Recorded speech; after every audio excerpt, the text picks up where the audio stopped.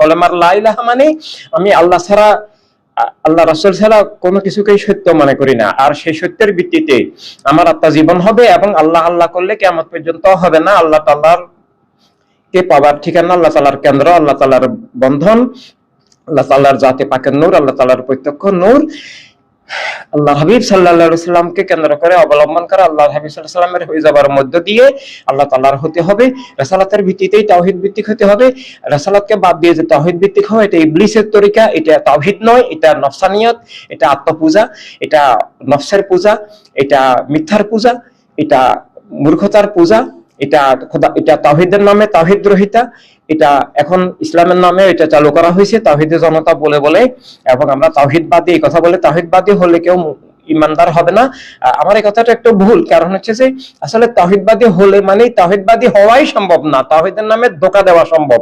রাসালাত ভিত্তিক যে সেই তাওহীদবাদী, আর যে তাওহীদ ভিত্তিক, আর যে রাসালাত ভিত্তিক নয় সে তাওহীদ ভিত্তিক নয়, সে আসলে নফস ভিত্তিক, কুফর ভিত্তিক, সে মুনাফিকের ভিত্তিক, এবং সে তাওহীদের শত্রু, সে তাওহীদ থেকে বিচ্ছিন্ন করে। তাওহীদ থেকে বিচ্ছিন্ন করার একমাত্র উপায় হলো, সবচেয়ে বড় উপায় হলো পৃথিবীতে রাসালাত থেকে বিচ্ছিন্ন করা। আর রাসালাত থেকে বিচ্ছিন্ন করার প্রধান উপায়, প্রধান ষড়যন্ত্রটা হচ্ছে আহলে রাসূল আলাইহিস সালাম থেকে বিচ্ছিন্ন করা, এভাবে খোলাফা রাশিদিন, মকবুল সাহাবে কেরাম, ইমামগণ, ওলিগণ থেকে বিচ্ছিন্ন করা।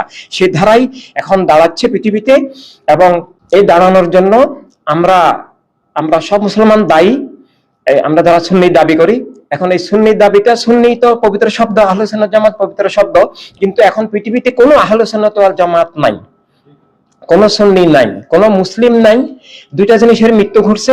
একটা আমি মানুষ, এই মানব সত্তার মৃত্যু ঘটে গেছে। কেউ মানুষ দৈহিকভাবে দাবি করতে পারবেন, ডাক্তার বলতে পারবে যিনি বানানোর মানুষ বা কিছু একটা সামথিং, সেটা হচ্ছে দৈহিকভাবে, কিন্তু আত্মিকভাবে মানবাত্মার মৃত্যু, মানব সত্তার মৃত্যু, মানবিক দৃষ্টি চেতনার মৃত্যু, মানবতার রাজনীতি, মানবতার রাষ্ট্রের মৃত্যু।